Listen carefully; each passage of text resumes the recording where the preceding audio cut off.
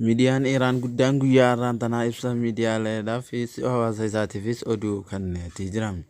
Miidiyaan Iraan guyyaa har'aan tanaa akka ibsa baasetti waldhabdee fi waraana dhiyeenya kana Iraanii fi Israa'el gidduutti gaggeeffamaadhaa ture. Israa'el irratti waraana gaggeessuu isaa miidiyaan Iraan beeksiseetii jira.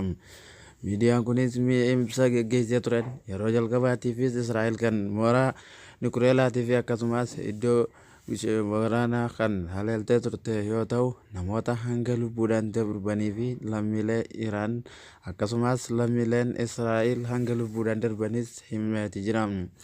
Miidiyaan Iraan kun guyyaa har'aan tanaa hawaasaaf wayita ibsa kennutti mootummaan Iraan mootummaa Israa'el irratti tarkaanfii cimaa fudhachuun isaatis beeksiseetii jira.